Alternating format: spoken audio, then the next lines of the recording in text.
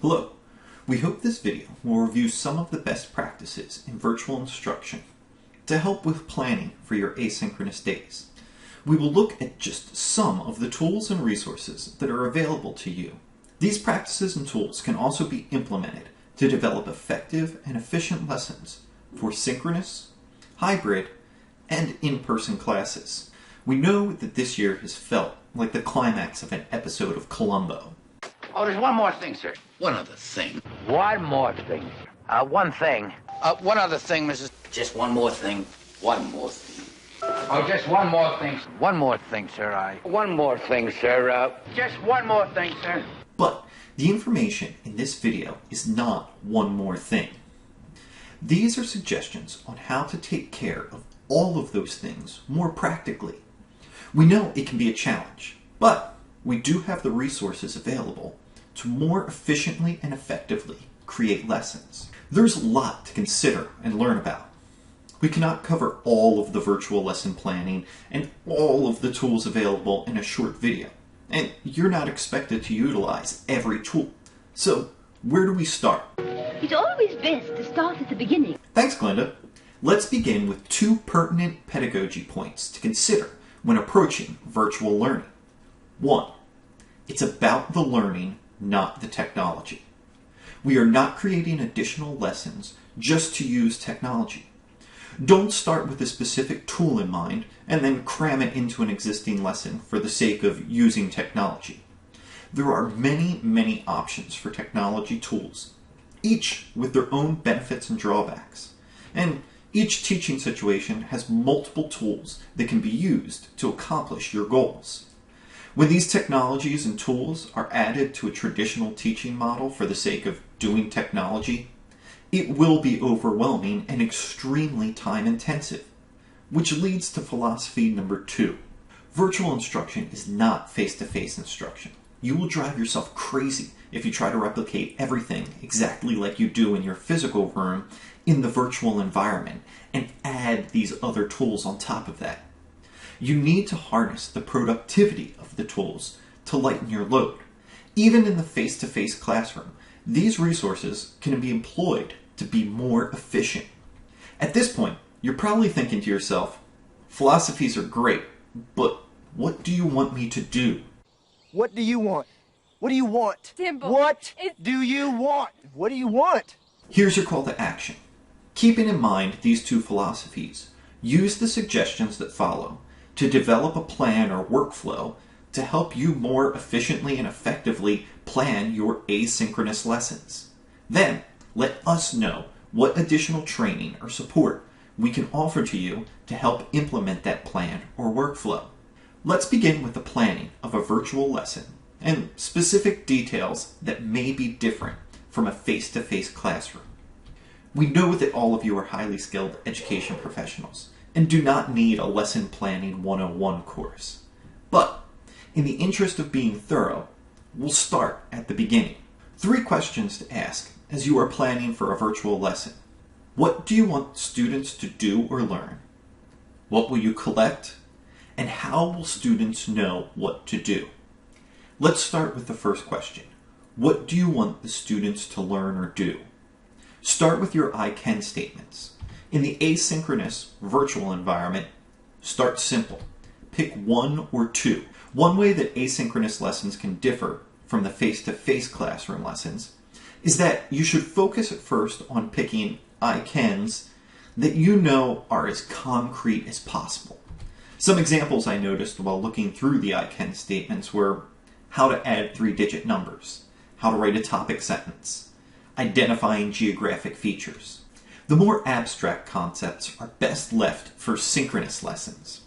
The next question, what will you collect to assess that learning occurred, that students are progressing towards understanding, or that remediation is required?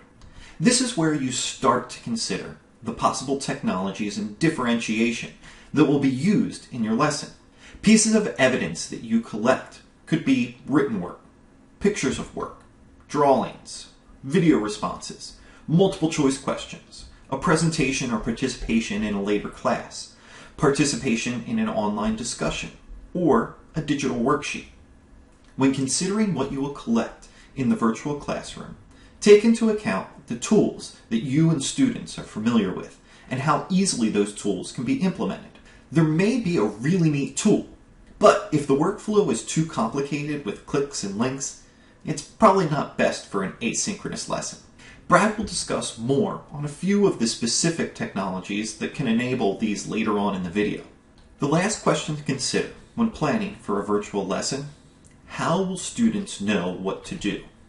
In the face-to-face classrooms, students can rely on you, the teacher, to remind them what to do, how long it should take them to complete a task, or what to do next.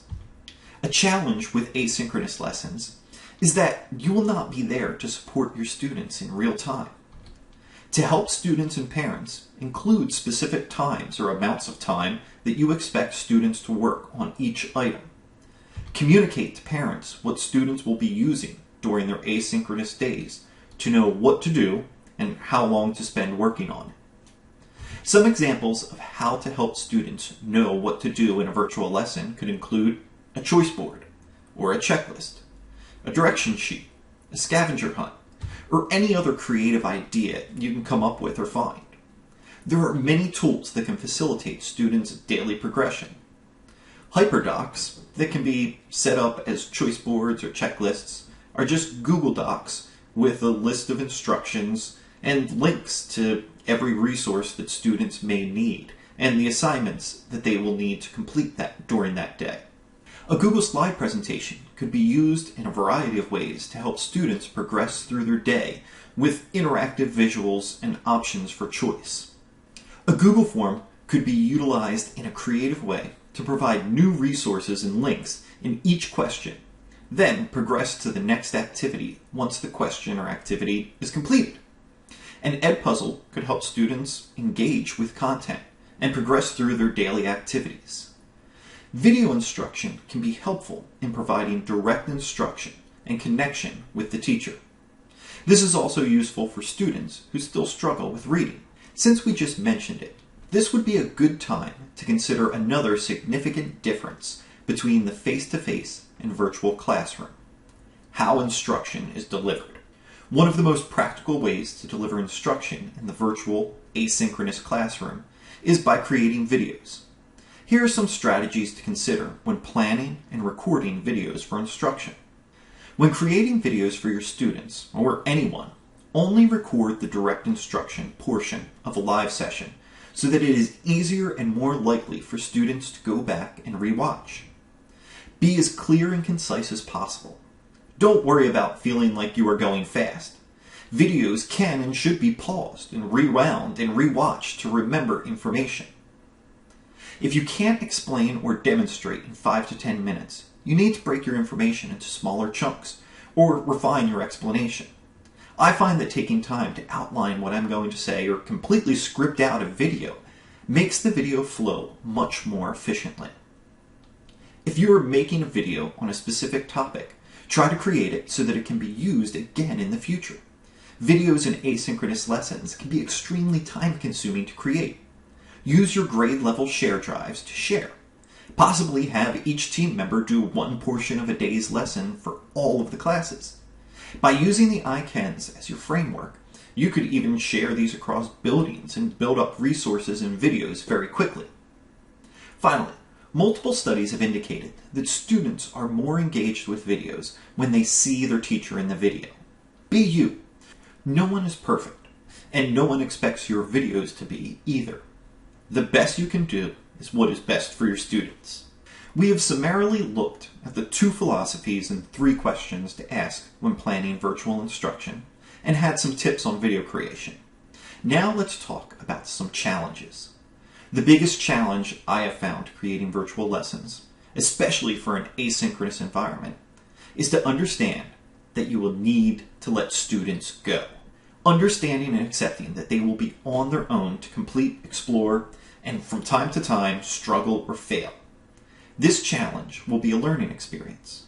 Communicate this to students and parents. It will be hard for you too. You will fail from time to time. Plans won't go smooth, or they will not work at all. Share with students and parents to model how it's okay when things don't go as planned, and what you learn from a failure. To help students, parents, and you with these struggles, you may find it helpful to have a question parking lot topic in your Google Classroom. Here, students can share questions throughout the day and possibly let them respond to each other. For older students who can type and read easily, this can be in the form of a question in Google Classroom. For younger students, this could be a Flipgrid where students can see each other's responses. It is important for students to see each other's questions and discoveries so they understand that others may be having the same challenges as they are and finding ways to deal with those challenges. We know by this point you've probably started to tune out and are thinking, I know they think it would work, but... I know you're right, but... But what? Everyone I know has a big butt. We are here to help you with the multiple resources that are available. Brad's going to provide some tips on how some of these resources might be used for asynchronous lessons and in the virtual classroom. There is a lot to consider and learn about. We cannot cover all of virtual lesson planning and all of the tools available in a short video, and you're not expected to utilize every tool. Find 2, 3, 4 tools that you can become comfortable with that provide differentiation for students, and use those.